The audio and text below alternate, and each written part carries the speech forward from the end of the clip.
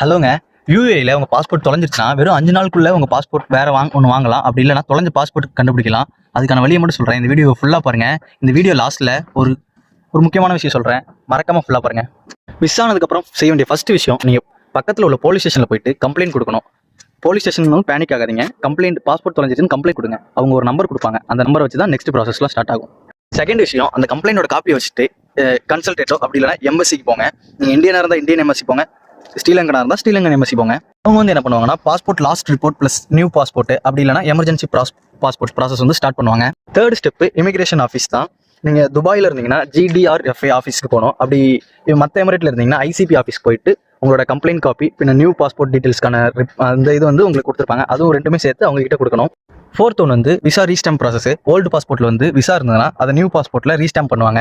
அது வந்து எல்லாமே கரெக்டாக இருந்ததுன்னா ஒரு 2 to 3 ஒர்க்கிங் டேஸில் உங்களுக்கு கம்ப்ளீட் ஆயிரும். இம்பார்ட்டன்ட் டாக்குமெண்ட்ஸ்னால் என்னென்னா போலீஸ் கம்ப்ளைண்ட் காப்பி பத்திரமா வச்சுக்கோங்க. விசா காப்பி வேணும், பின்ன உங்களோட எமிரேட்ஸ் ID வேணும், அப்புறம் திருப்ப நியூ பாஸ்போர்ட்டோட டீட்டெயில்ஸ் வேணும், இல்லைனா ஓல்டு பாஸ்போர்ட்டோட ஃபோட்டோஸ் வச்சும் வேணும். இந்த இம்பார்ட்டன்ஸ் டாக்குமெண்ட்ஸ்லாம் பத்திரமா வச்சுக்கோங்க. அதுவும் ரொம்ப முக்கியம். இந்த ப்ராசஸ் எல்லாத்துக்குமே டோட்டலாக உங்களுக்கு ஒரு 700லேருந்து 800க்குள்ளே ஆகும். இது வந்து நீங்களாக பண்ணுறது, வேறு எந்த ஏஜென்சிக்கும் இல்லாமல் நீங்கள் ஒவ்வொரு ஸ்டேஜாக போலீஸ் ஸ்டேஷனில் உள்ள கம்ப்ளைண்ட் கொடுத்ததுக்கானது, திருப்பி MSC போனதுக்கு, எமிகிரேஷன் ஆஃபீஸ் போனதுக்கு, விசா ரீஸ்டாம்பிங் பண்ணதுக்கு அப்புறம் டைப்பிங் சர்வீசஸ், இது எல்லாத்துக்குமே சேர்த்து உங்களுக்கு 700லேருந்து 800க்குள்ளே ஆகும். வீடியோ லாஸ்ட்டில் ஒன்று சொல்கிறேன்னு சொன்னேன்ல, அது வந்து உங்கள் கம்பெனி வந்து உங்கள் பாஸ்போர்ட்டை வாங்கி வச்சுக்கிட்டு தரலன்னா நீங்கள் உங்களோட பாஸ்போர்ட் தொலைஞ்சிருச்சுன்னு இந்த மாதிரி ப்ராசஸ் பண்ணியும் உங்கள் பாஸ்போர்ட் வாங்கிக்க முடியும். இது வந்து ஒரு அஃபிஷியலான ப்ராசஸ் தான். நீ எப்படி இதை சொல்கிறேன்னு கேட்டிங்கன்னா, நான் வந்து இதை சர்ச்சும் பண்ணேன்.